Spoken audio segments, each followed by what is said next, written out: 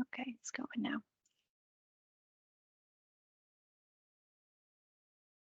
Okay, and if I could get someone to please just unmute and let me know if you can see the slide screen.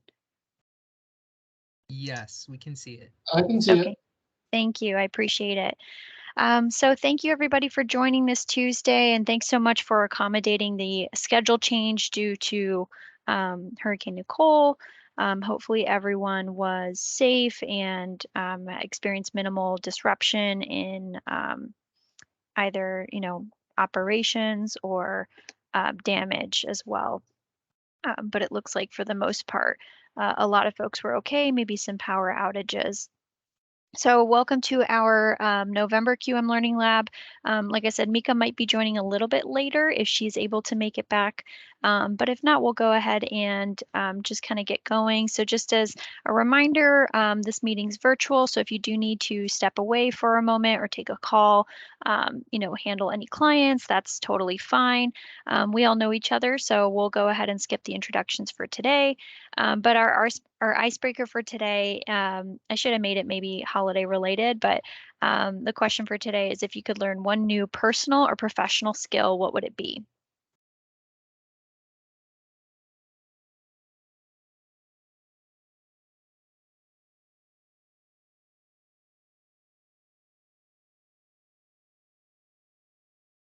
I can go Yasmin, ahead. I- Oh, I'll good. I'll go ahead and say my professional skill that I really wish I had and could master would be mastering Excel spreadsheets. Oh, nice. Okay. Well, we might be able to help with that a little bit today. Okay. My phone. I'll say a personal skill of mine that I wish I had taken up when I was younger was to learn another instrument, maybe like maybe violin or something. I always thought it was a really beautiful sound, and of course it's very expensive, but um, it was definitely one of those things I wish I could have done. I would have loved to learn Spanish when I was younger. I I have like maybe 3 phrases that I know from heart, and everything Hmm. else it's just I look blankly and try to understand, and I can't. Yeah, I know there's a lot of really nice apps out there now to kind of make it a little bit easier, but it's more about creating the habit and sticking with it, right?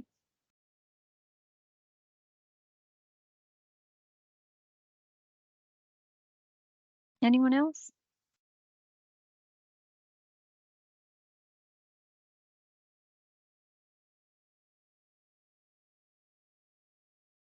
Okay, looks like we have maybe quiet, sleepy group today. That's okay. So just a quick reminder about our community agreements. We obviously want to be starting on time. We'd like for these discussions to be as honest and constructive as they can be in order for us to get results. So please be prepared to contribute. Obviously, the more you put in, the more we hope that you get out of these meetings or learning sessions, really. And share your perspectives because we definitely want to hear from everyone. If there is a skill or an exercise that you've attempted or even could use some help on, that's something that the whole group may benefit from hearing about. And definitely stay open to new ways of doing things as we kind of move through some of these philosophies. So just as an overview for today's session, we're going to be understanding the movement through the PDSA and more specifically the do, study, and act steps of the PDSA cycles. We'll look at 2 of the many ways to use a check sheet. We'll also be understanding how to create an updatable graph that can be helpful to tracking measures, really measuring your progress through the PDSA cycle. We'll also be understanding the importance of documentation during a quality improvement project and being able to use a PDSA reporting template. We have a couple that we'll highlight for today, but of course, Google has many, many, many different examples that you can choose from. So it's really about finding what works for you and making it fit and work for your organization. So at the end of today's outcome, you should be able to complete the P5, which is the potential solution section of the A3 report. And I know because it's been some time since we've probably looked at it, I just want to make sure folks have seen it before. This is the template for the A3. It's a new contract deliverable for CQM and for all of our Part B providers. But essentially, it's kind of like if you've heard of a storyboard before, this is one example of it. It's really just a way to document your progress through an improvement cycle or an improvement project. Of course, this isn't the only kind of template out there. This is just the one that we're using for this year. So hopefully all of these sessions have been kind of building on one another in order for you to kind of have the tools or have some skills or maybe even some exercises that you can take back to your agencies and complete these sections of the A3. So you'll kind of notice it's done by section here for why change is needed. So this is where you can really explore whether there's a problem. You look at baseline data, understanding performance measures as a whole, understanding possibly whether there's a need for training or just some other kind of change, and documenting that. Documenting the current state of things is really important so that we understand that we're part of a system, and how we move through that system is really going to determine our progress for quality improvement. And so that's where you might consider doing some process mapping. That's where you might consider doing a SWOT analysis. That's where you might consider doing just really getting an understanding of all of the different points of entry or even touch points that a client might experience, especially if you're looking at measures that relate to client satisfaction. And then we have the P3, which is our goals and targets. So this is where we really kind of drilled down on performance measures, the way we look at them, how we can set meaningful goals and targets, and then how we can measure that along the way, how we display data, using charts to make that story come to life using our data. And then the analysis was really kind of drilling down on some of that root cause analysis work that we did in the last session. So things like using a driver diagram, the 5 whys, the fishbone diagram or the Ishikawa diagram that we looked at. There's all kinds of tools that you can do, and that's not the only type of analysis there is, but if you're trying to understand the root cause of a problem and determine what the possible action step or the solution for improvement is, that's a really great way to do that. So that's the space where you can document what you did. And then for P5, that's potential solutions, which is kind of what we're going to dive into today. And then next session, we'll look at covering elements of the action plan or action planning, as well as checking results. So I just wanted to kind of highlight that really quickly, just in case folks hadn't seen that before. And we'll get back to our slides here. Of course, I got all the way to the beginning. And so, so like I said, next month we'll be focusing a little bit more on action planning, checking results. In January, because the A3 reports are due at the end of January, I'd really like for the group to be able to actually look at these and kind of do some more hands-on work, possibly even provide some group feedback to one another on the completion of their A3 reports, so that you have not just, our lead agency like insight or advice or maybe recommendations, but you can really feed off of the rest of the group and how to complete that report. Maybe look at some different examples that we can even highlight together. Of course, I can always create a scenario for how to complete the A3 report, and I'll probably focus on doing that in January. So that's going to be January. In February, we're going to be focusing a little bit more on doing an assessment of your QM program. And so one of the ways that we do this is to conduct what's called an organizational analysis. Sorry, that's wrong. An organizational assessment tool. It's a tool that's adopted adapted from CQII, the National Quality Center. The different Ryan parts do use it, and we use it as part of our area-wide evaluation process. And so that's something that you can do at the agency level. So we'll kind of do a deep dive on that. We'll also be looking at how to utilize things like the RSR for performance measures and for setting goals for a new year in your improvement process. And then in March, what I'd really like to do is actually work on providing some best practices for updating your QM plans, so that come April, if that's something that is sort of on the schedule for us to make sure that we have new QM plans, that we've set new QM projects for the year, that's all documented as part of your quality management plan. But what I'd really like to actually hear from this group about is what future topics interest you as they relate to quality? Is there something that is considered a priority for your organization that you really could just use a little bit more help on, or some more guidance, some possible technical assistance, we're really kind of open to continuing these as much as possible. We're not sure if monthly is still going to be the scheduling, just because it does tend to be a lot, but we really appreciate your commitment. So I don't know, I just want to kind of open it up to the group and see how you all feel about that. Would you like to continue these monthly? And if so, what kinds of topics best interest you? This is Jeremy from Osceola. Personally, I would love to see these continue. I've really, these courses or sessions have really reinvigorated my interest in and have added to my knowledge base. One of the things that I think would be helpful for us right now, we're trying to figure out ways to engage staff in quality improvement projects Hmm. and to make it digestible for staff members who aren't necessarily really interested in it initially.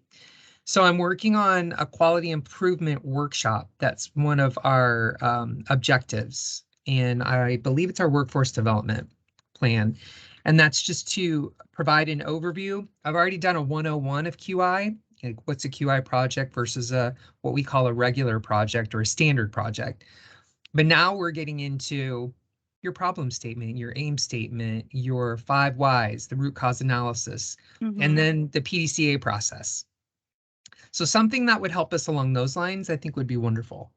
Okay, great. I love that suggestion. Actually, we've been having the same conversations at the state level as well, that there's always a need to demystify the QI process, or really just quality management as a whole, kind of understanding what the difference is between quality improvement versus, say, quality assurance. And yeah, it does take some time and some sort of extra, yeah, I would just say extra time to really make sure that folks are understanding of that, and really have the tools they can use to engage. Thank you. Are there any This is, other? Mhm. yeah, this is Brianne and Brevard.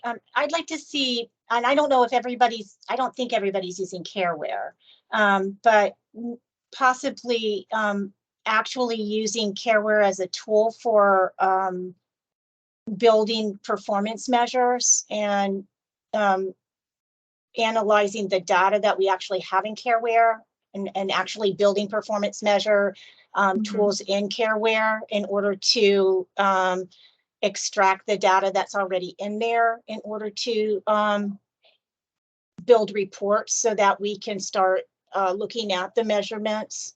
Mhm. Yeah, I definitely I like that idea. I think that's something that we can definitely build into as well, because there's already a really great setup in the performance measurement module, but really breaking that down and trying to understand where those data points come from, how do we find those, and then kind of moving into more of like, how do you create your own performance measures, or how do you use the data that's already in there to develop those reports. So yeah, that might be maybe like a two-part series.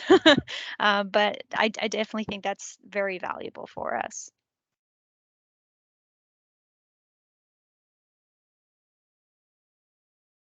Any other topics that come to mind?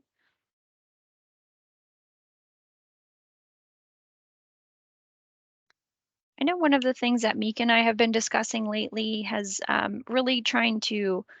really been an emphasis on trying to engage consumers in quality as well. And one of the ways that we can do that is obviously through any kind of consumer advisory groups or boards, or maybe even support groups at your agency, depending on how it's structured. But engaging consumers in ways in quality, and that can happen in many different ways. But one of the most important ways I think that we don't talk about very often is through the consumer satisfaction process. So using client satisfaction surveys, but not just surveys, there are many other tools and many other ways to get that feedback. But really also even talking about like the different touch points that a client might experience through their healthcare process or their healthcare visits, and kind of breaking that down further, things that we can keep in mind about that process to ensure that no matter at what point they are or who is engaging with that client, that we're really focusing on providing a rewarding experience for them. So that's something that we had in mind, and we wanted to kind of maybe see if that the group had some interest in that. Um, because that's definitely something we can put together. This is Jeremy and Osceola. Absolutely, yes. That's actually something that we're focusing on right now is our customer satisfaction surveys and getting folks more engaged. We're looking at adding a kiosk so it's more visible as opposed to wall-mounted boxes, which I feel blend into the environment. I think that's one of our areas of improvement. So yeah, engaging them along each path, like the queue flow path, perhaps, I think is a wonderful idea. Excellent. Thank you. This is Brian again. And I don't know, Jeremy, how in Orlando or Orange County you're doing it, but I'd like to see some support for online on consumer support. If there's any, for group meetings or group support, if anybody has ideas of any kind of online groups that they're working with clients and consumers for support instead of maybe physical meetings or physical groups. If anybody has any templates or any ideas of how those kind of groups have been developed and how they're facilitated with consumers on an online ongoing basis.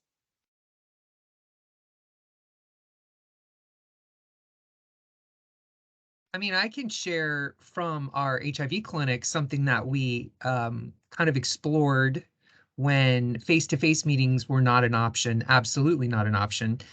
And it's really face-to-face meetings are a challenge anyways, because especially with HIV clients, many of them are not available during meeting times from 8 to 5. They have jobs. So in this capacity, and I hope this kind of helps a little bit, but we worked with our local LGBTQ plus center in Kissimmee.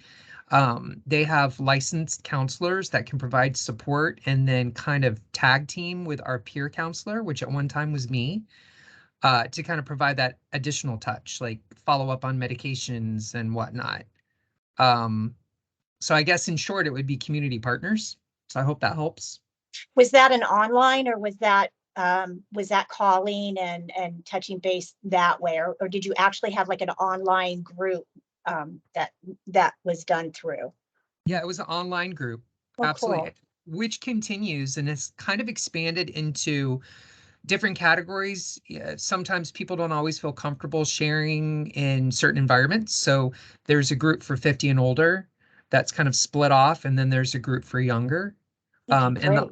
that online resource has been very helpful. A lot of the youth, and I am not one of the youth, I'm 50 plus, but I will tell you that I love online meetings.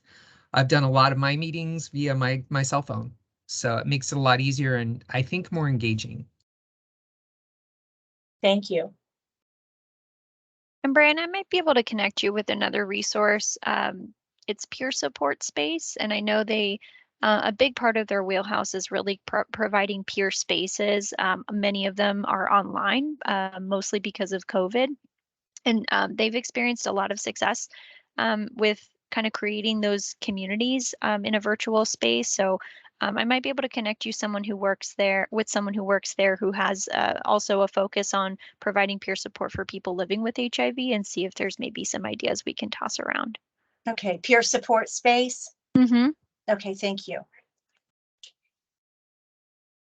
All right, last call for any other possible topics that we can focus on, because we'd really like to make sure that they're as tailored as we can make them, not just to kind of the planning cycle and your quality improvement contracting cycle, but more of like what your teams are needing, what they're experiencing, maybe ways that we can help engage them as well. So really great idea so far, engaging staff in quality, doing kind of more of a deep dive on QI 101 and how do we really communicate that, creating or a little bit more on using Careware for building performance measures, utilizing the performance measure module, and engaging consumers in quality through the consumer satisfaction process, but also possibly using online group support or some other kind of format.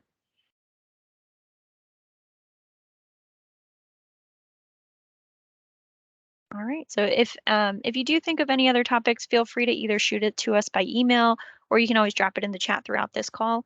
Just wanted to make sure that we had a chance to kind of go through that a little bit.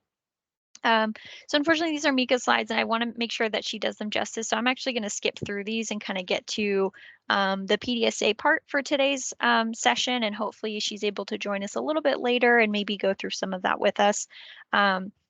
So as far as the planning phase of PDSA, we've already kind of walked through an overview of the PDSA with a focus on the plan phase. So we've talked about developing a hypothesis, creating a team and best practices for utilizing teams with appropriate representation, identifying roles and responsibilities, creating that infrastructure within your quality team, using a specified test population, also sampling when that becomes too difficult if we're talking about a larger group of folks, developing a work plan or a timeline, excuse me, and then also creating a data plan, which in our case, we refer to that as more of like a project charter.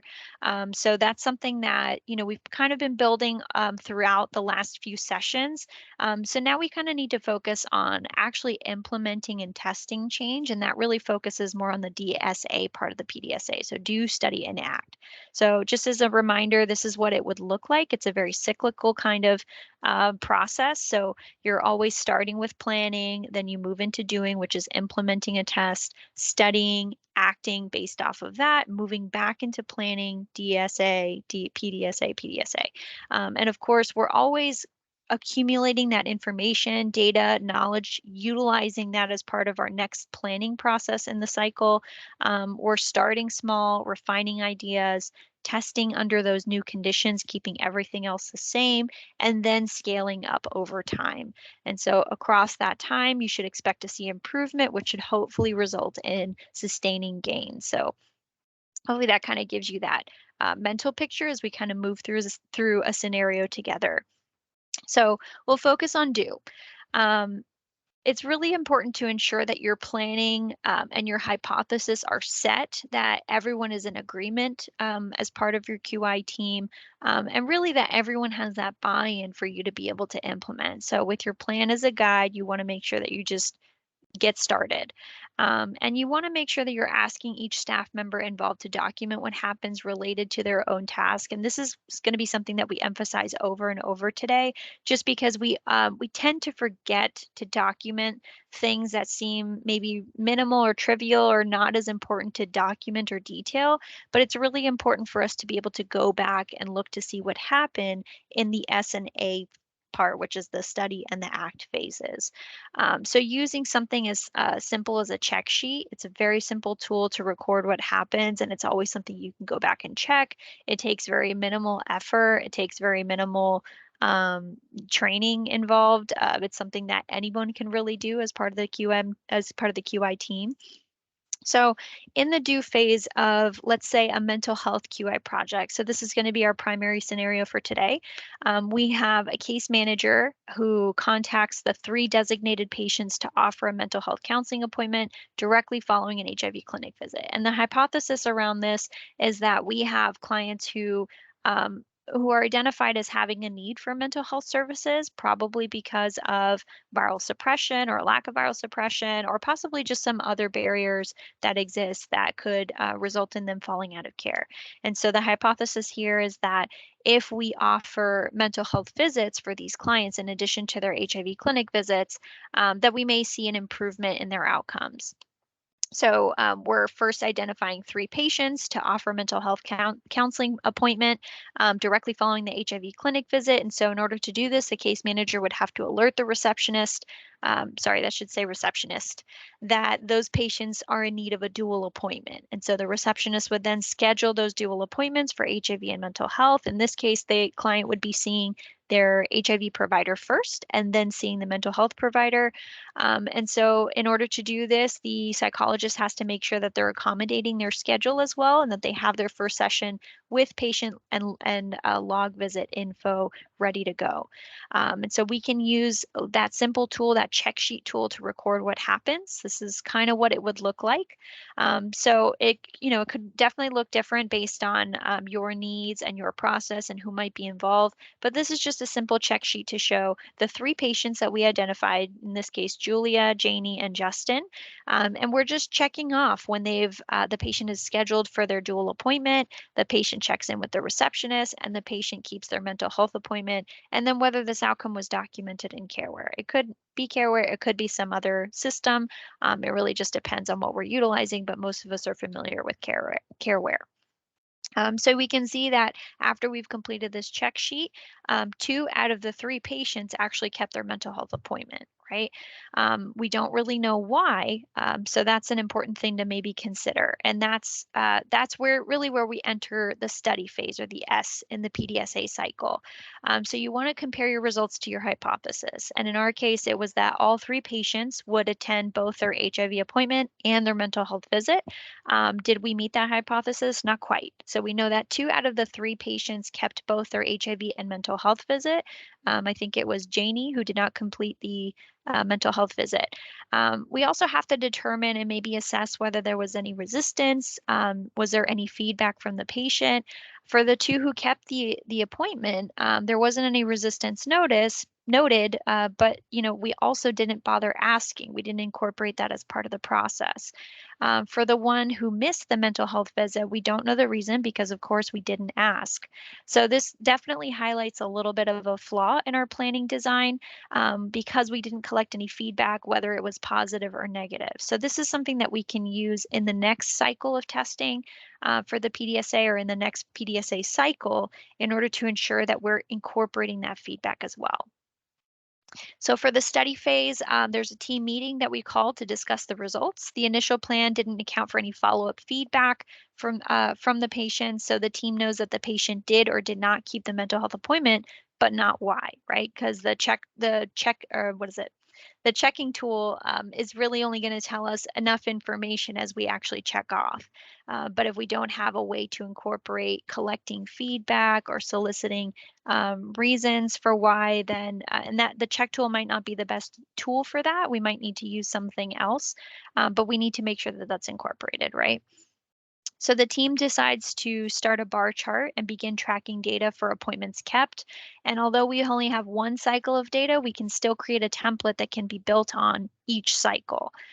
So one example is an updatable Excel template. So you can see that we have a table that highlights all of the different cycles that we're planning on testing or thinking about testing. And these might not be linear in terms of time. So normally we probably wouldn't use a bar chart for tracking improvement over time, but for this example, it's actually okay because this time series might not actually occur with regularity. So what I mean by that is there might be 1 week between cycle 1 and cycle 2, but there could be 4 weeks between cycle 2 and cycle 3. And that could just be based on the operations at your agency, within your clinic. Maybe scheduling isn't working. Maybe there's a problem.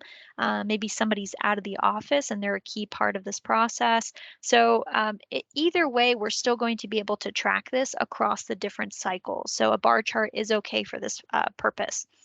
So we can see that we have the cycle 1 filled out. We had 67% of the patients keeping their first mental health visit along with their HIV visit. But we haven't filled in anything for cycles 2 through 6. It's something that we can build upon later once we've completed those testing cycles. So what this chart will tell us is the percentage of patients keeping that mental health appointment during each testing phase of the quality improvement project. So you can kind of see this as part of your larger project, and these are the different testing phases.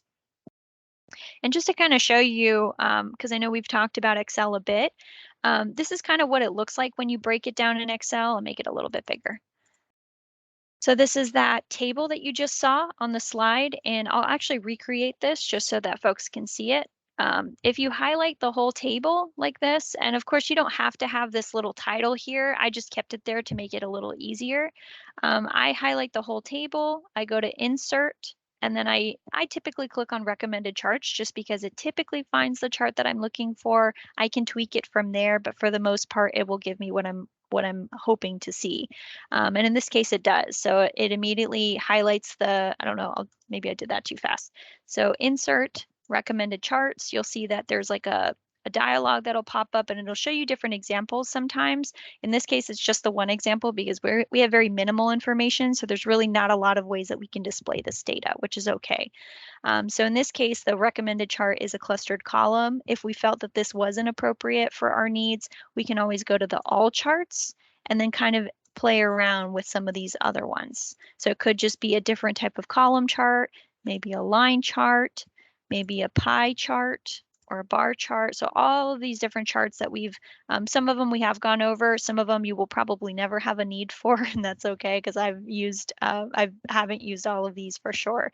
And then some neat ones that you can actually consider is doing a combination one. And that's usually when you have two different types of data that you're trying to display, maybe one with a bar chart and then one with lines. And that's really helpful sometimes to be able to see the distinction between two pieces of information that are different from one another. So I think we've shown an example of that in a previous session, so we can always go back and look at that if you need to. But like I said, in this case, we're looking at a clustered column. Very simple. There's another one here where it's pretty much the same. It's just going to show you in different colors. I'm not sure if that's something that you would find valuable or not, but if you wanted to, you could always do it that way. So we'll just keep it simple. We'll go with the recommended chart, click OK, and it should automatically pop up for you. So in this case, it's nice and big. If we wanted to make it bigger, we can always just expand here using the font sizes and things like that. If we want to add data labels, because we can see it kind of hits near that 70% mark, but we don't know the actual percentage without looking at the table. And we want this to be as clear as possible to tell the story right away. So we can always click on that bar and go to Chart Tools. You'll see that this pops up here, Design, Add Chart Element, and then I go to Data Labels. And you can kind of pick where that label ends up. I like to put it on the outside end. It's usually pretty clear. But of course, if you have different color schemes or different color or font colors, you can always utilize some of these other ones that appear within the bar. Again, I like to use outside end because that's just what I'm used to using and it's pretty clear most of the time. But that can change. So outside end, and then it shows up there. So I'm going to make this just a little bit smaller. But you can see that this mirrors the exact same chart that we just saw here. Are there any questions about that before I move forward? I wanted to kind of give us a chance to actually see that in action. That is tremendously helpful, Yasmin. Thank you. Yeah, absolutely. And like I said, that recommended charts button is a lifesaver because it is very intuitive. And when you have different types of data, sometimes you might need to just tweak how the data is represented in that table in order for it to show with what you're looking for, especially if you already have a picture in mind for what that chart's going to look like. But like I said, recommended charts is usually going to be the most intuitive way to figure it out. And you're not going to have to do a whole lot of tweaking because if you were creating this chart from scratch, you'd have to highlight individual series, add the different data labels, add the format, add the chart name, the chart title. If you have a legend, you'd have to add a legend, and that becomes a little complicated. So that's really the lifesaver button. Keep that in mind, and then just feel free to kind of play around with it and tweak it. The worst that can happen is it doesn't show you what you're looking for, and you click OK, and then you would just delete it, right? Or if you wanted to just change it once it's already set here, you can actually go to under design again. So where you saw the chart elements before, there's also change chart type. So I've decided I don't really like this one. I want to go back and maybe change it to something else. I want to change it to this one with the colorful series. And now it's not showing me that for some reason. And then you can just click OK and it'll change how the graph is represented. So that's just something to keep in mind when you do play around with your data and you play around with your charts. Just feel free to tweak it until it looks the way you want it to look. If all else fails, YouTube is a very helpful resource for figuring out those little pieces of information that you want to show up and maybe can't figure out how. There's a million and one settings to go through. So the more specific you can be about what you're looking for, whether that's to add a data label to a chart or to maybe add an axis, things like that.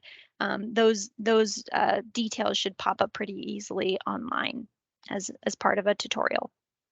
So we'll go back to our oops, let's do that again. I think we were here. Yeah, okay. So like I said, this is something that we can continue to update over time. It's something that we can continue to utilize, and it's something that everyone can see, especially if it's something that we share as a tool that we collaborate on together. So now we move into the act phase. So we, of course, want to act on what we learned. So in our scenario, what we're doing is we're recommending a follow-up contact to all the first-time mental health appointments, regardless if they've made or if they've missed the appointment. And so to do this, we can start a check sheet to track the reasons that patients don't go to their mental health appointment. And this could be where you do some root cause analysis to determine what those reasons are. Maybe you already have some in mind that you want to test, but using root cause analysis is a really good way to actually kind of implement some of those exercises to make sure that you're getting down to that root cause, and really going to make the biggest impact. So your team could decide to not change anything else in the initial plan, and that's probably recommended at this point in time because we want to start small. So we're not changing anything else in the initial plan until we have more information from the patients about why they're not attending that appointment or why they might have missed. And we recommend repeating this initial plan with the added follow-up step with 3 more patients, right? We're still sticking with that 3. We're just going to change which patients it is. So this is an example of your tracking sheet or your check sheet that you can use in the ACT phase. So for this is something that we can actually implement on a much quicker scale, maybe not something that's from week to week, but maybe from day to day, depending on the clients and their scheduling. So in this case, we've decided to track this over 10 cycles. Now, this could be over 10 weeks. This could be over 10 days. Like I said, we really don't have that information, but we do know that it's 10 individual tests for change. And I think that might be Mika in the waiting room.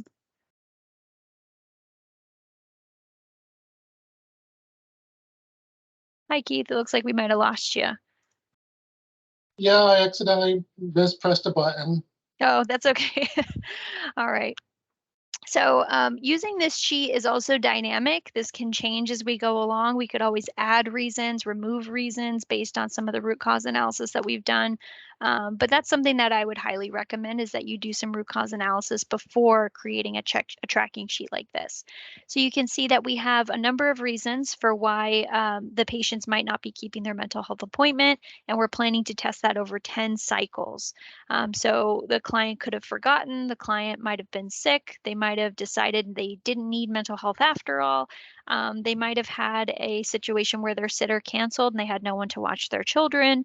They could have had a different priority that day that was more important, and it was something they needed to attend to. They could have had a transportation issue. Maybe they relied on a friend or a relative to bring them to that HIV appointment, and having a follow-up appointment for mental health would have taken too long, or they wouldn't have been able to get picked up, or possibly taken the bus, whatever that looks like.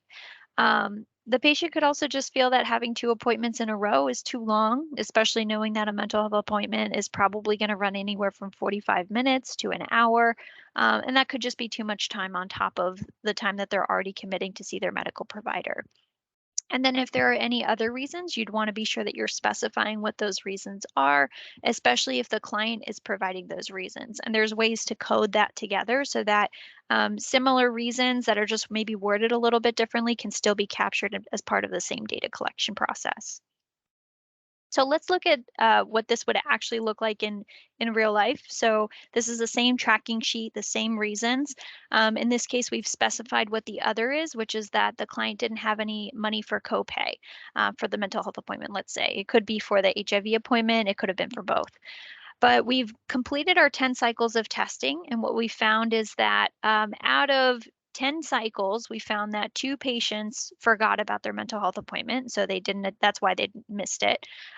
We found that in 1 testing cycle, the client was sick, and so they couldn't attend the second appointment. In 3 different cycles, we found that 4 patients felt they no longer needed mental health. They said, you know what, I'm feeling really good today. I'm just going to go back home. I don't think I need this appointment. Actually, that was 5. Did I say 5? It's 5 patients.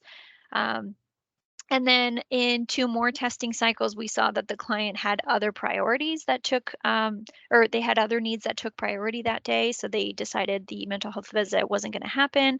1 patient had a transportation issue. 1 patient felt that 2 appointments back to back was too long. And one of them had issues with being able to pay for the copay, which we know that with Ryan White, it's not typically going to be an issue. But in this scenario, this is just one of those challenges for the client.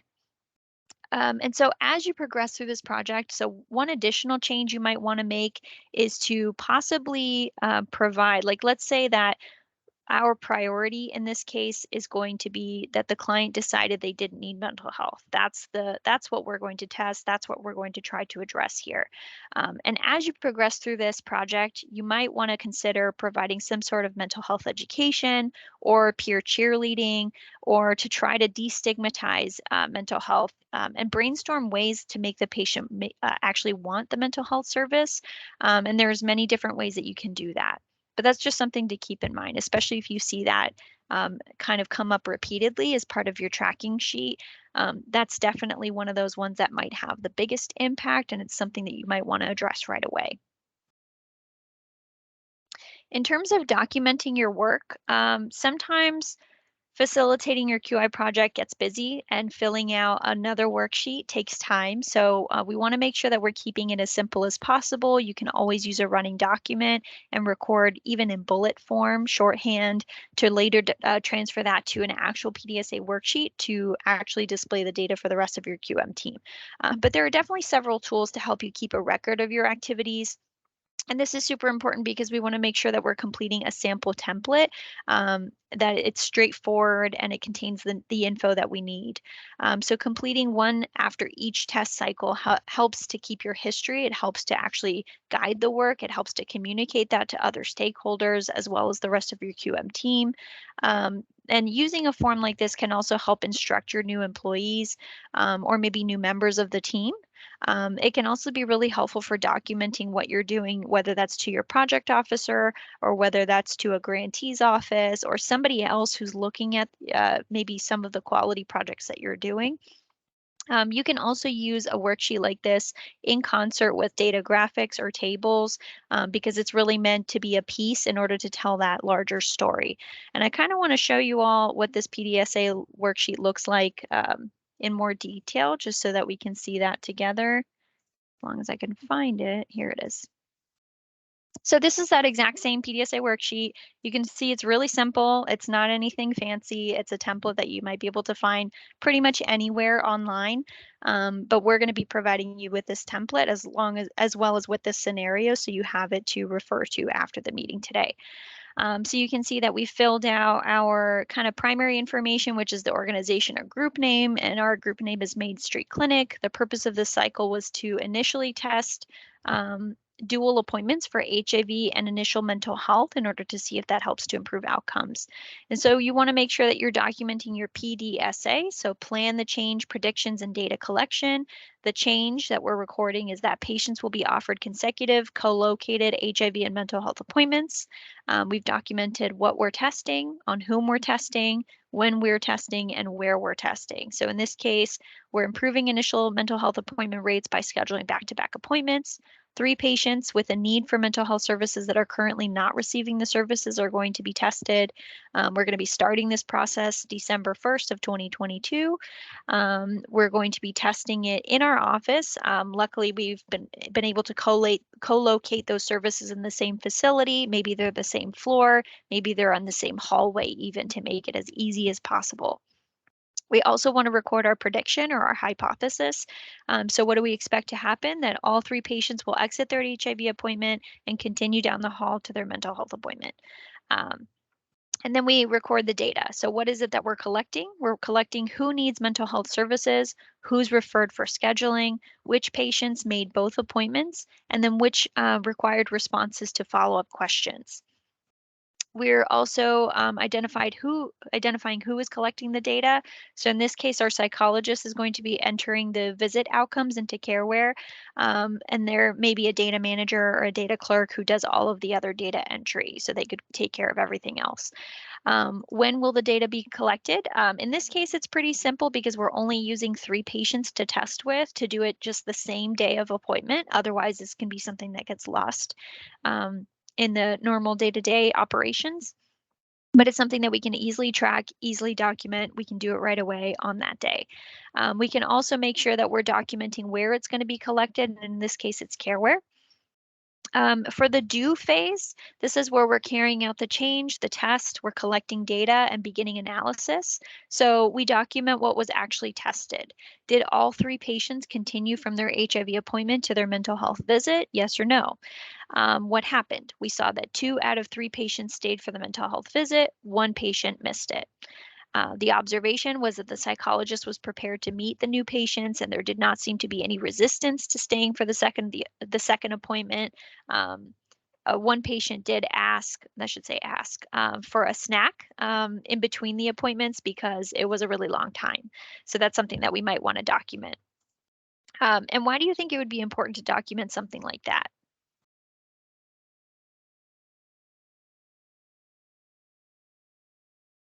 Could be an indicator of food instability in her home. Yeah, definitely. Especially if you're looking at it from a more holistic perspective. It could also just be something that you consider in the next phase of your PDSA to possibly address. Maybe in order to incentivize clients to stay for that second appointment, you can offer them a snack. And that's a really simple thing that you can do to try to encourage that retention. Of course, it may not work for everybody, but it's something that you could consider.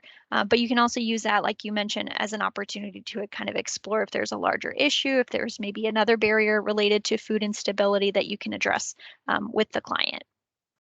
So great. So, and then you'd also want to make sure that you're documenting problems. And in this case, we saw that in our first testing phase, no one asked the 3rd patient why they didn't stay. We didn't ask any patients why they stayed or didn't stay. So that was already a problem.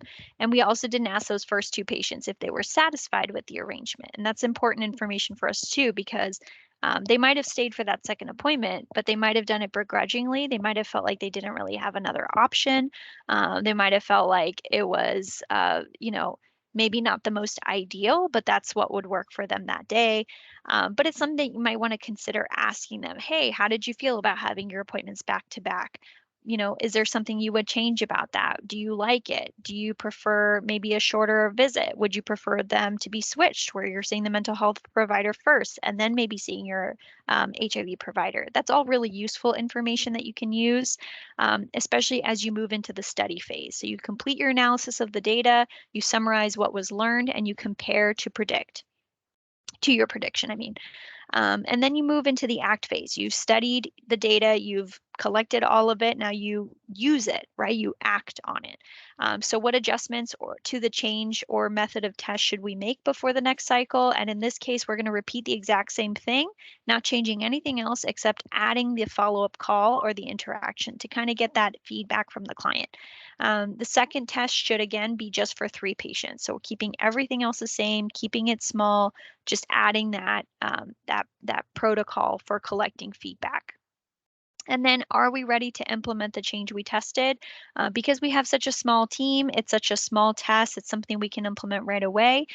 They just need to decide what the follow-up protocol is, whether that's a phone call, whether that's a quick survey, whatever is going to work best for that agency, but they just make a quick decision before they implement, and they're pretty much ready to implement. So what will the next test cycle be? The next test date will be the week of January 15th, and that could just be because the holidays are coming up, so we want to give staff time to identify and contact 3 additional patients just to make sure we can get them on the schedule in time. But we also know the holidays are coming up, so maybe we decide to do it after that point. So that's an example of why using something like a bar chart to track this over time is totally okay, because those cycles are not going to be as linear as maybe looking at normal performance measures might be. And I believe that's the end of this. But of course, you can expand a worksheet like this to reflect as much or as little data as you want. Just be sure that it's especially clear to anyone who might pick this up and look at this for the first time, especially if they weren't a part of the initial testing phases. It's something that you can kind of maybe simplify. Like I said, keep a running document, bullets, where you track what happens. Maybe these 2 pieces for observation and problem are going to be something that you make sure you write down, and then you can transfer it to your worksheet at a later date. Any questions about this PDSA worksheet?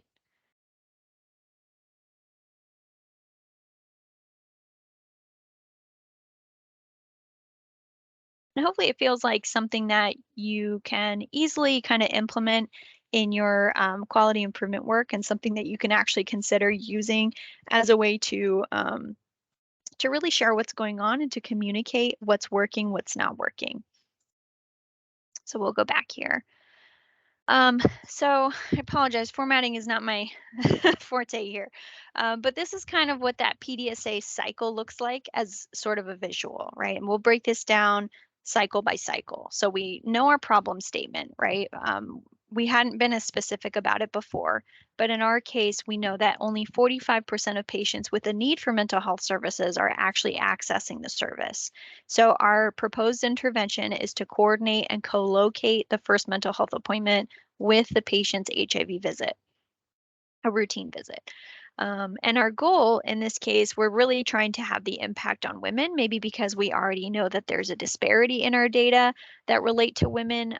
It could just be men, it could be the whole population. It shouldn't really matter. But if it is that specific, you want to make sure that that's also included as part of your PDSA worksheet. So in our case, our goal is that 70% of the women in the study population will make and keep their medical appointment. So we can see that the PDSA is that continuous cycle, right? It's ongoing. Each of these circles represents a different testing cycle. So we already focused on one. The first one was the plan phase, which was coordinate and co-locate the mental health and HIV appointments together back to back for those 3 patients. In the do phase, we moved those 3 patients from the HIV appointment to the mental health appointment. We documented what happened on the checklist. And then we move into the study phase where we know that 2 out of 3 patients kept the mental health appointment. We didn't collect any reasons for the missed appointment on the one patient, and we didn't collect any feedback on whether the clients were satisfied with that setup. We move into the ACT phase where we revise the plan now to include the follow-up contact with the missed appointments. And let's say that after the first cycle, it might be a little difficult to see. I'm not sure if you can see that note at the bottom, but that's that team meeting that we talked about, that quick little subcommittee where they devise a follow-up survey. And that's what they decided to implement in this case, was that follow-up protocol. So that's part of the planning phase of cycle 2. So we devise the follow-up protocol and repeat the exact same test, the initial plan, with 3 more patients. When we move into the do phase, we move those 3 patients from the HIV appointment to the mental health appointment, and we attain follow-up info on all 3 patients and document. We can use that same tracking sheet as before. We move into the study phase and we see that none of the patients made the mental health appointment. 2 of the HIV appointments ran late, and so it meant that they didn't have enough time for the mental health appointment, and we saw that, and that the patients left. And then that 3rd one decided that she no longer needed mental health. And so this could have just been a fluke. It could have been something that may be more reflective of what's happening in the clinic, but it's something that we need to study, right? And we can act on this by brainstorming with the team on ways to help the patients keep the appointments. And so that brainstorm is really important, something that can happen in between those cycles. Let's say for the purposes of this scenario, the team got together, they brainstormed some ideas, and the ideas that they came up with were maybe to incentivize that initial appointment. Another idea could have been to provide Uber rides for the patients who have the dual appointments, so that we know that transportation's not an issue. We could also possibly reverse the order of the mental health and the HIV appointment. That's something that we mentioned before. And then the last idea could be to supply a snack in between appointments. And because of this last test cycle, we know that the appointments ran late. It might be more helpful to consider the order of those appointments. So let's say that out of that brainstorm session, that group decided that the highest priority idea to implement would be to reverse the order of the mental health and the HIV appointment. So now the client would go to their mental health visit first and then see their HIV doctor. So then we move into cycle 3. Under the plan, we're maintaining all of the same elements of the first and the second tests, but we're reversing that order of the appointments. That's it. That's the only change. We're still using 3 patients. I'm sorry, no. In this case, we've decided to use 5 patients, but we can keep it to 3. It doesn't really matter in this case because we're not adding on too many more. So in the do phase, we've decided to move 5 patients from mental health to HIV. We attain follow-up information using that tracking sheet on all 5 patients, and we document what happens. In the study phase, we find that all 5 kept the mental health visit and only 4 kept the HIV visit. One patient got an emergency call and she had to leave after the mental health appointment. And so we can use that information and act on it. We can decide to expand the test population. Maybe we feel as a group that we're pretty confident that that was a good move to reverse the order. It helped make sure that most of the clients could still attend both appointments as much as possible. Maybe that one emergency was just something that was going to happen and there was really nothing we could do. Maybe the client would have left after their HIV visit had we not reversed the order. So in the ACT phase, we feel confident about it. We want to expand the test population to all the relevant patients in the last 2 weeks of March and repeat. We're not making any other tweaks. And this could be something that you kind of set in as part of your planning phase ahead of time, because remember we said that we would start this in January, I think in December. Let's say the second phase happened in January, I think by January 15th.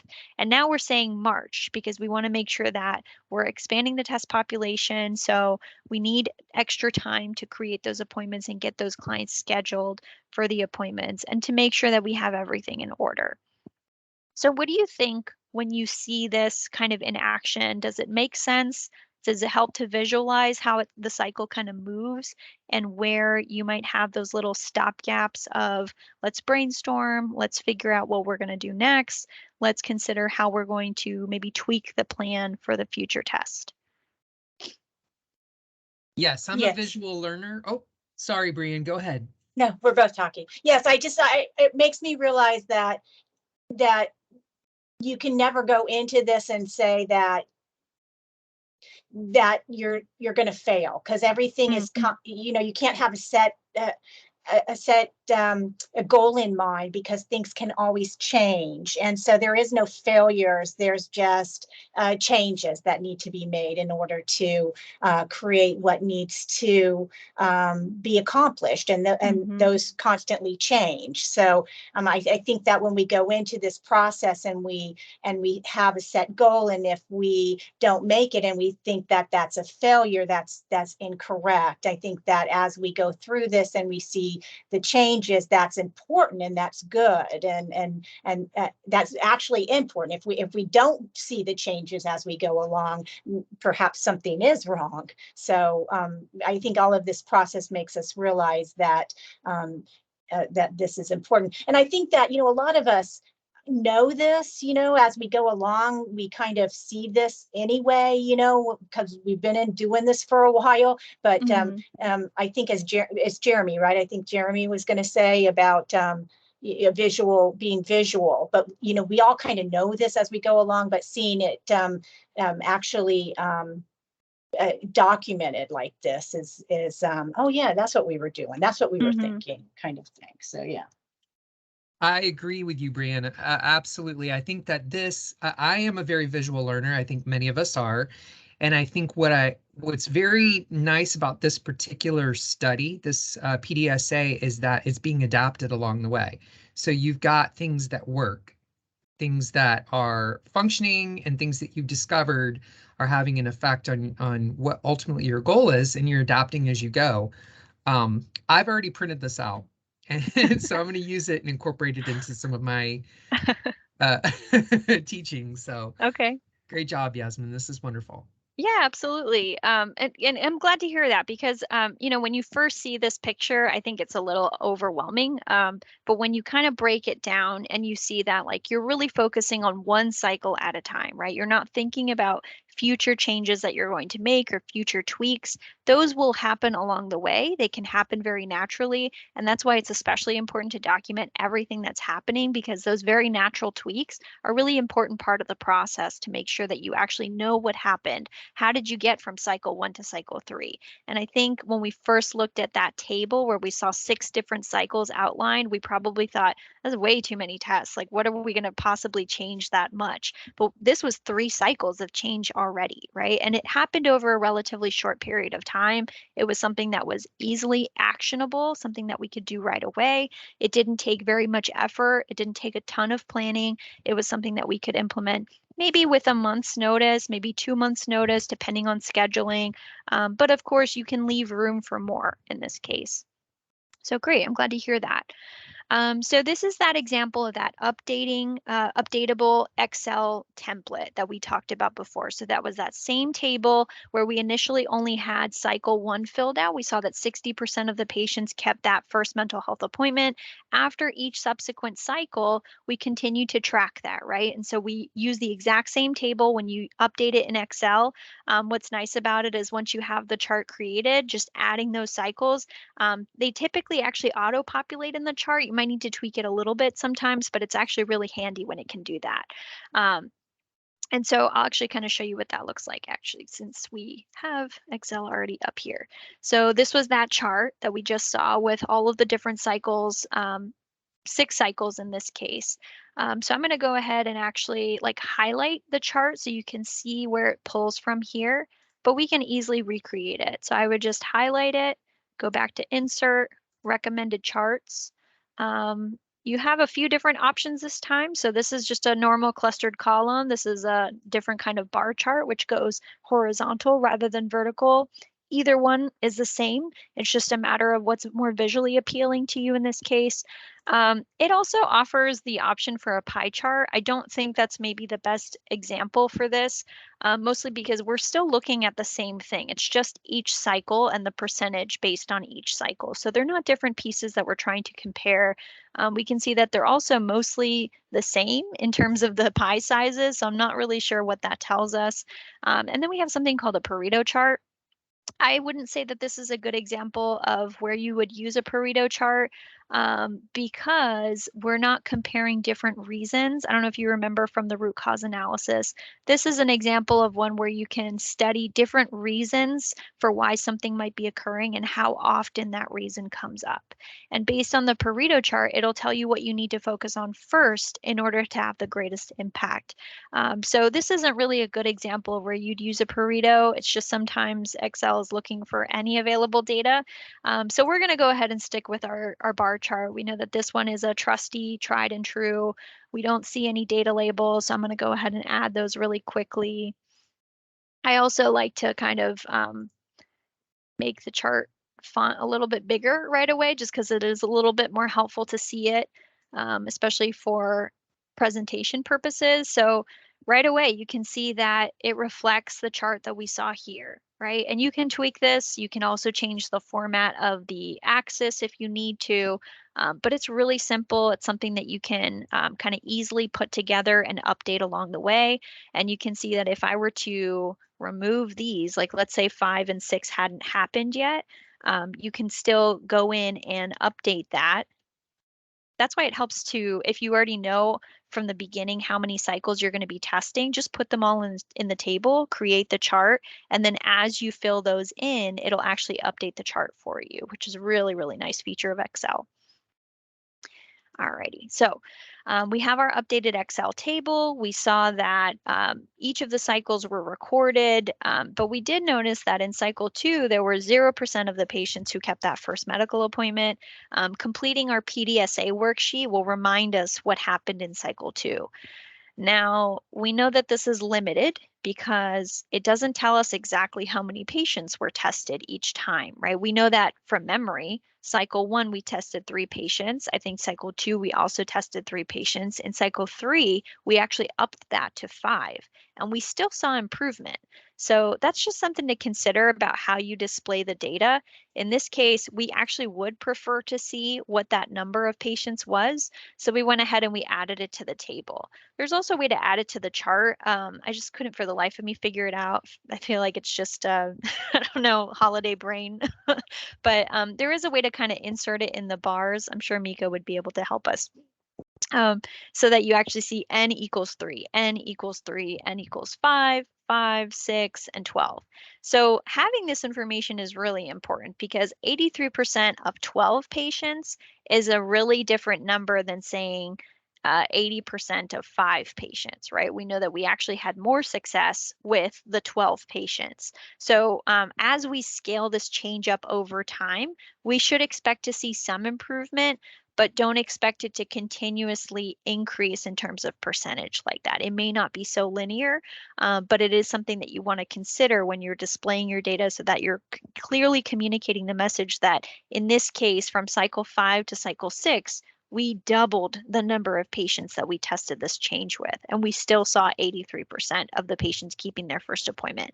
And that might be meeting our target, that might be meeting our goal. I think in our case, we said our goal was 70%, and I think it was specifically women, right? So we know we're meeting these goals. We might want to expand this out to include all of the individuals, not just women or not just men, but maybe all of the patients who are identified as having a need for mental health and making sure that they're included. That could have been where we doubled up from 6 to 12 patients from cycle 5 to cycle 6. But again, having the chart is really useful, making sure that it communicates what you want, but knowing that your PDSA worksheet is really going to tell the full picture. And that's why it's so important to document it, even if it feels like it's just a lot of extra work, it's just another piece of paper. It is still really important for making sure that the data reflects the story. For the updated Excel template, you can also use this over time. Like, so we saw in the last chart that we documented 6 cycles. We didn't know exactly how frequent those cycles were occurring because we didn't have that information. But let's say that starting in January, we decide to do it on a monthly basis. And so now we have enough data points to create a run chart or a line chart, which is what you see here on the screen. And we saw that this should actually be percentages, not just the number of clients, but these are the percentages of clients who met that mental health appointment, who had a need for it. So we started at 45% in January, and we saw that by December, I should say December of 23. Let's say that by December of next year, that jumped all the way up to 75%. So that's a really great improvement. It's something that we can see very, very quickly, very easily over time. We can also decide to correlate that as much as possible with a different kind of outcome. And in this case, we can look at viral load suppression. So this is the exact same line chart that you saw before. We just added a column in the table for viral load. And then we also, and that's percentage, by the way, percentage viral load suppressed. And so the mental health line is that blue line from before, and then the viral load suppression percentage is that orange line here. So we can see that it kind of correlates. Of course, it doesn't always mean that that's the effect, right? So correlation doesn't always equal causation, but we can see that it might be having an impact in this case. So we see that where it jumps up here for mental health, the percentage of clients who access mental health, we can see some improvement in the viral load suppression percentage. We kind of see that continue here in areas where it does dip a little bit. We kind of also see that trend here in the line. Of course, we need to be able to see that in at least 5 points on the line in order to consider it a trend. So that's something that we can kind of explore in a different session. But it's just to kind of give you that picture of how you would maybe later tie those 2 performance measures with the changes together. And this is something that you can track in the future. This is something that you can start tracking as part of your initial testing cycle. You just might not have enough data yet to really tie it back to viral load. But over time, that's something that you can look at. And this is actually something that Careware itself can spit out really nicely for you, not so much in chart form, but in a table form. So we'll actually explore that now that we've kind of talked about maybe utilizing Careware a little bit more. But I do kind of want to show you that that exact same thing. So this is that same slide from before. This is just the line for percentage of patients who access mental health. So if we were to recreate this, I would just highlight this here, insert, recommended, and right away it gives me a line. I also have the option to do a line, which is more of a scatter chart, which plots the individual points. You don't really need to have it this way, especially since it doesn't show you by month anymore. We definitely don't really want to utilize a bar chart because it gets really busy with that many data points over time. So that's why a line chart is probably the recommended one. So we click OK.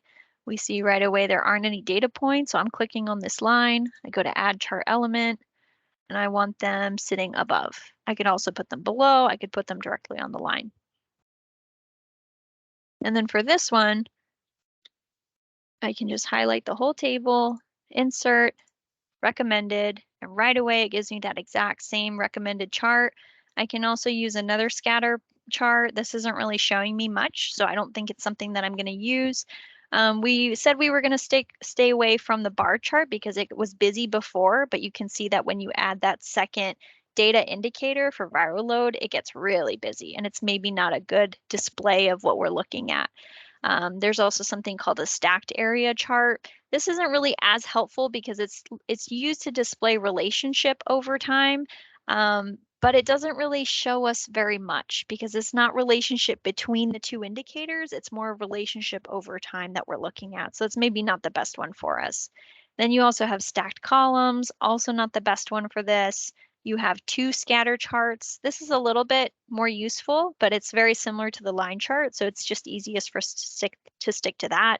And then we have a 100% stacked column. And I won't get into the difference between these two stacked columns because, I mean, you're really not going to have very much use for it unless you're actually trying to compare percentages together. And usually it's out of a whole. When you're looking at things in proportion to one another, but we're not really looking at it that way. So we're going to stick with our line chart, click OK here. We don't have any of our data points, so I'm going to go ahead and add those.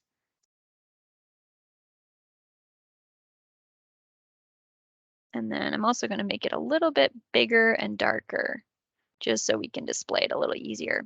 And then if you didn't like how there's a lot of white space right here,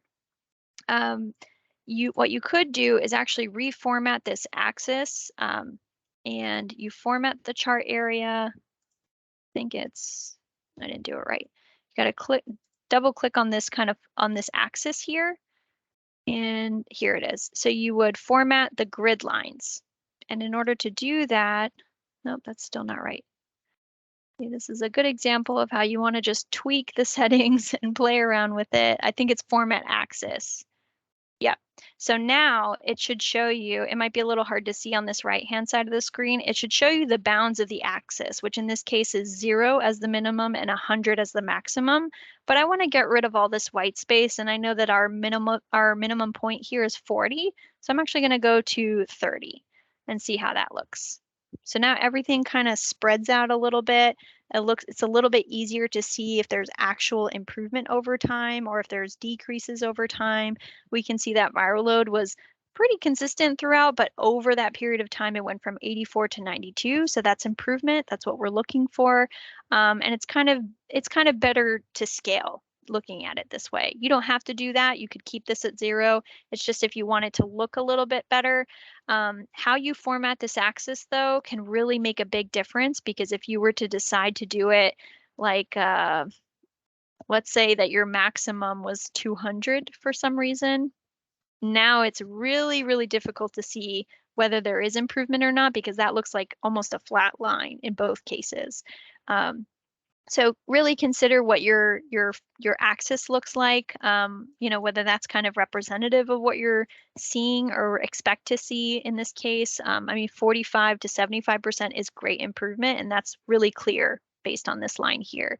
84% to 92%, while it's not as big of a jump as the percentage of patients who kept that mental health appointment, when we're talking about viral load suppression, that's really, really great, especially considering that this is over the period of a year. That's a lot of percentage points. That's even a goal that I would think is unrealistic. But in this case, it had a really big impact. So we can definitely still see that it creates some improvement here. Oops, I went the wrong way. All right. So we had our updated Excel templates. Again, this is something that you can continue to use. You could copy paste. You could use it for a different PDSA or a different improvement project in the future. It's really helpful to have these kinds of templates saved, especially if it's something that you've utilized before and it's worked for you and it's something that you can easily auto-populate. You might have to decide to change the chart type depending on the data that you're displaying or whether you're comparing data together. But we kind of went through what that would look like if you decided to do that. So let's summarize. With the PDSA, we obviously started small. We started with our 3 patients. We expanded our test population only when our confidence grew, and that only happened after a period of 2 cycles. You could even decide to keep that consistent for another 4 cycles after that.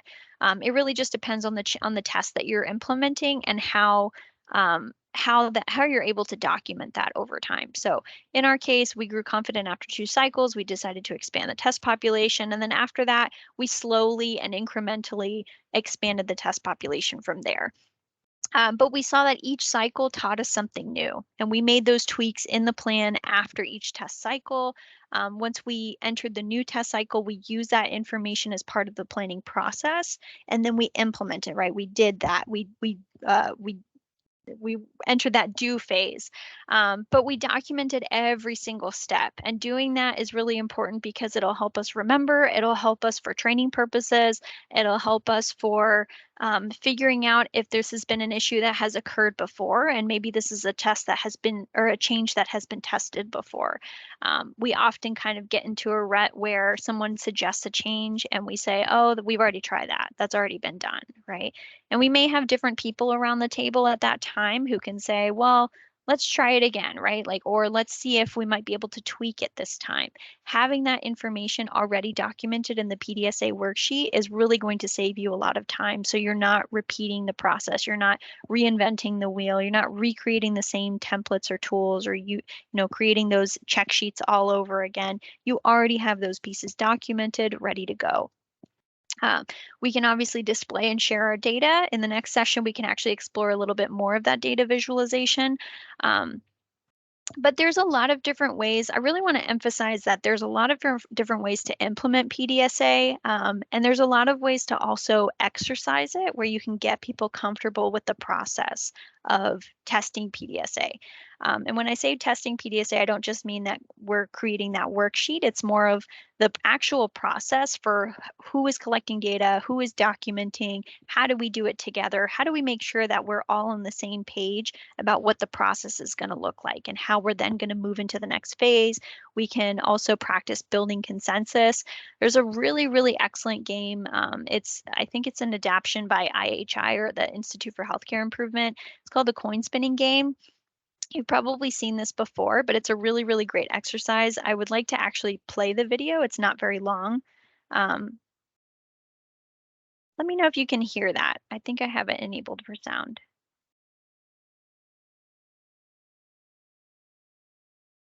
Quick check. Could you hear that? No. Hi, Yasmin. No, not yet. Hi. Okay. Hi. I need to figure this out. Hi, Mika. Hi, everyone. Thanks for letting me come in late. Hey, Yasmin, I've had this happen to me multiple times. The easiest way to do it is to stop sharing your screen. And then when you go to share again, look up at the top right and it'll say include or share sound. So in your share screen, there's a little toggle at the top right. It says include computer sound. As soon as you start to share your screen again. Mm-hmm. Oh, I see it. See it? Okay. I think we've been through this before. I just never took the notes. It's a common issue with me. All right.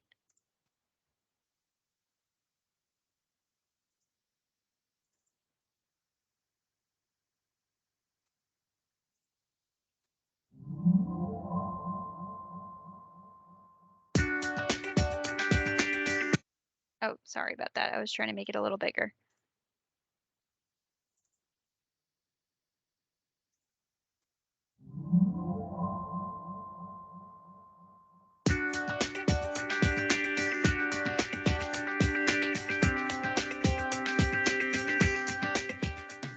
The coin spinning game is a way to learn one of the most essential skills in quality improvement, the PDSA cycle: plan, do, study, and act.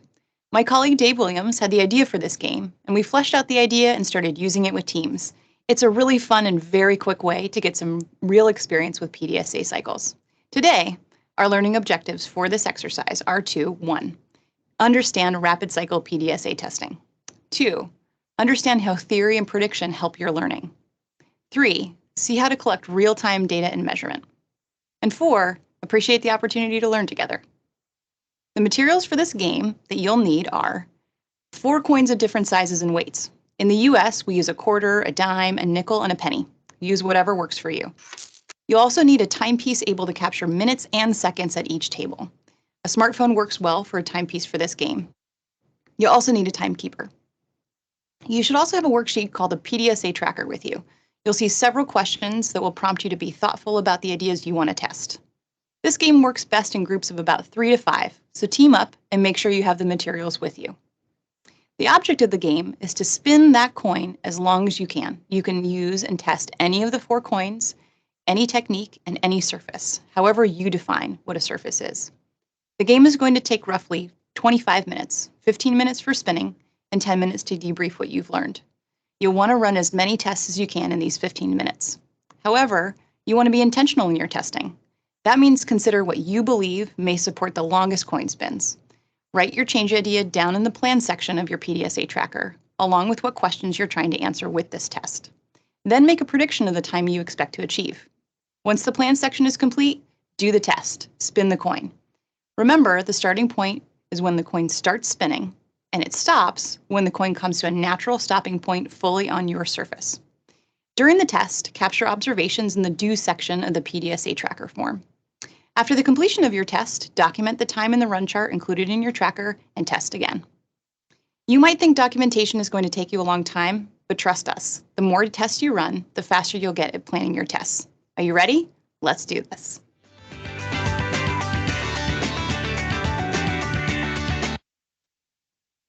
Okay, so I wanted to show you also that worksheet because I think it is really helpful to see exactly what it looks like when you're working together. Of course, it doesn't want to pull up for me now.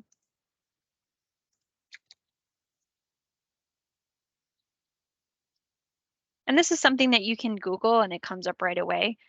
In case you're wondering, I'm able to pull up that worksheet here.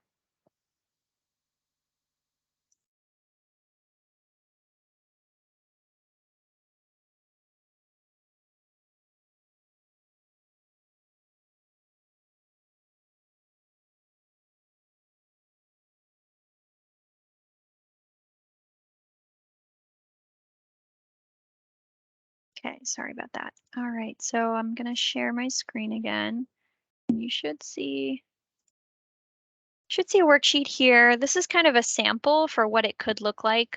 You can see that we have the plan, do, study, act phases very clearly outlined as part of this table. We've got some accompanying questions that can help us along the way. What questions, what theories, what's our prediction? For the do, what do you see? How long? These are our observations. For the study phase, we have what did you see? Match the prediction. And then for our act phase, what now? What are we going to adopt, adapt, or abandon? That's a really easy way to consider how you're going to act. So in this case, you can see that in an example, we're actually going to create a rung chart along the way. So we did two PDSAs here. So the first one was that the first one was that the large coins are going to last longer when we spend them than the smaller coins are. And our prediction is that the nickel is going to last 10 seconds. When we actually implemented this change or this test, what we saw was that the nickel started to wobble and it only had 7 seconds in the spin. When we compared that to our prediction, we saw that it didn't match our prediction. It was actually 3 seconds short, and it could be because of the large weight or size of the coin. So when we consider how we're going to act on this information, we decide to adapt, and we want to test the quarter now because we're still pretty confident that the larger coins are going to spin longer in this case. So our second PDSA will test just that. So we're going to use the bigger quarter and we think it'll spin longer. Our prediction is that it'll spin 10 seconds. When we actually did this test, what we saw was that it started to lose the spin very fast and it only lasted 8 seconds.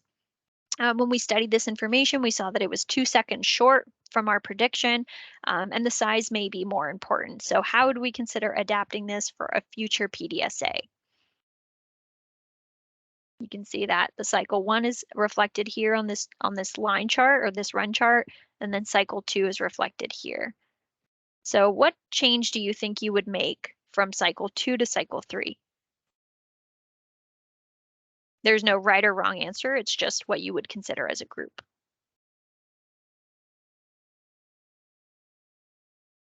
This is Jeremy. So you could go to a different coin, or one of my thoughts is maybe the spinner should be changed.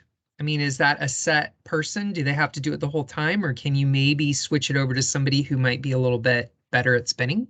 I don't know. Yeah. And, without seeing this in action, it's one that unfortunately we can't really replicate in a virtual space. But doing it in person is not just really helpful, but really a lot of fun. And that's a really good point because not everyone's going to feel as confident with their coin spinning abilities. So maybe we might want to consider a different person to spin. There's a lot of different variables. Another one you could consider is maybe the surface area that you're spinning on. Do we need to change that? Do we have enough space? That kind of thing. So there's a lot of different kinds of PDSAs. This is just one example for how you can kind of see this in action really quickly.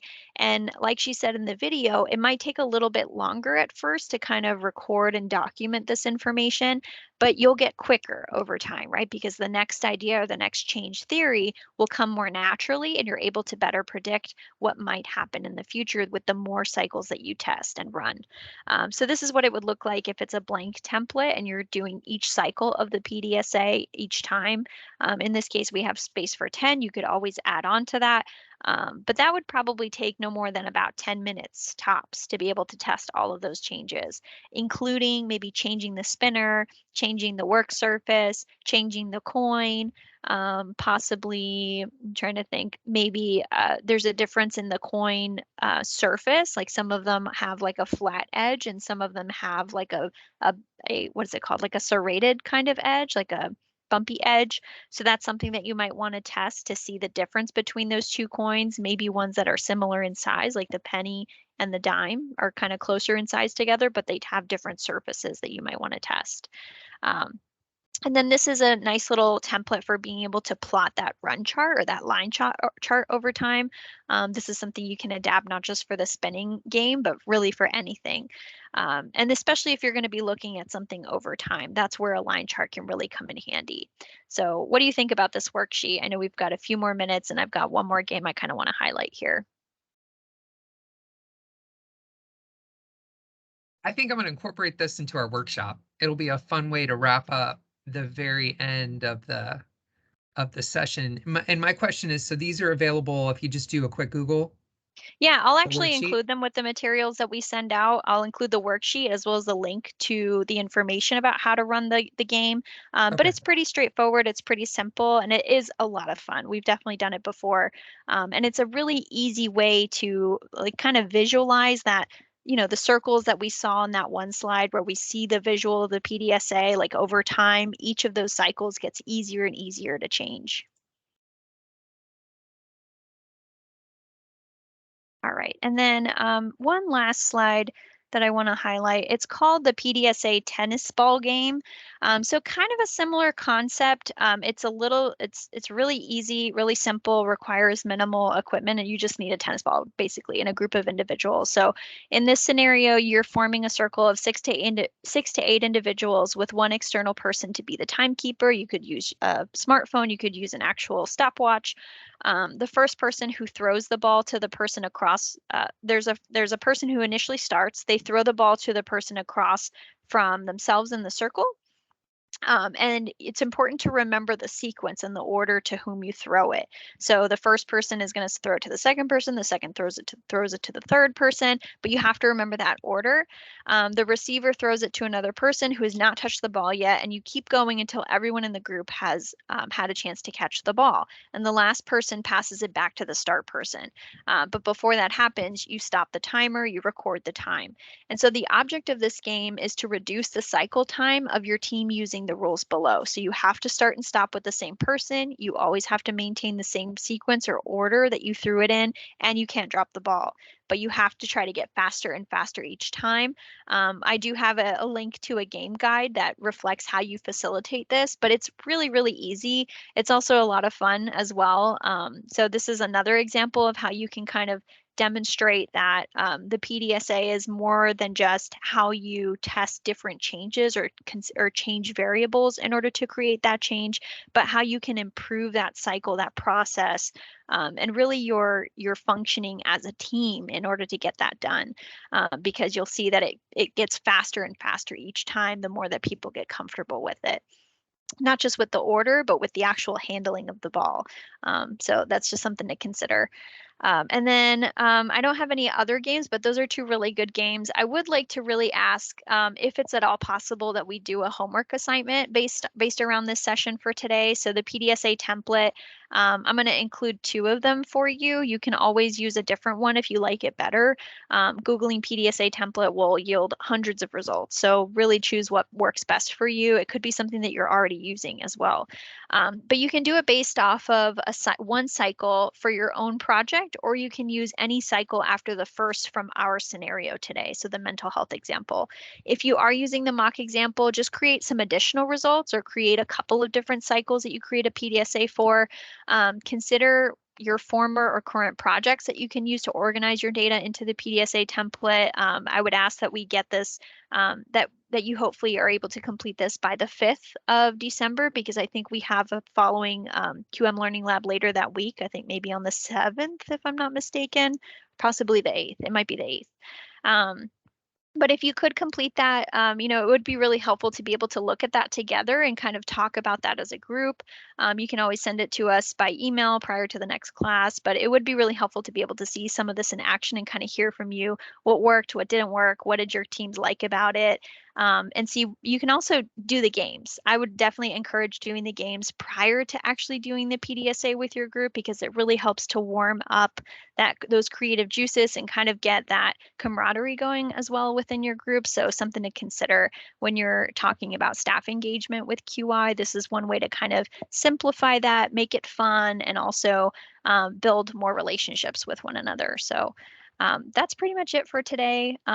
Did anybody have any questions or final thoughts they wanted to share?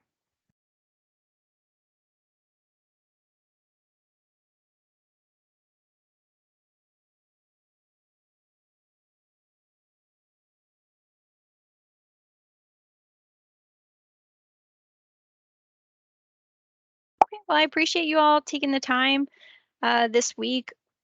And I know it's probably a busy week and we're all getting prepared for holidays. So I'm hoping that everyone has a wonderful time, whether you're traveling or staying in town, and that you all are safe and enjoy some rest and hopefully some good food. But thank you all again. It's really helpful to have your feedback in these sessions, and we're hoping that you continue to get a lot out of it. We'll make sure to to upload the recording to the same playlist and send that out along with all the materials that we talked about for today. And let us know how things go if you decide to implement one of the games, if you decide to do the PDSA. We'd really like to hear kind of along the way how that's going for you. Thank you, Yasmin. Happy holidays, everyone. Happy Thanksgiving. Thank you. Happy Thanksgiving. Bye-bye.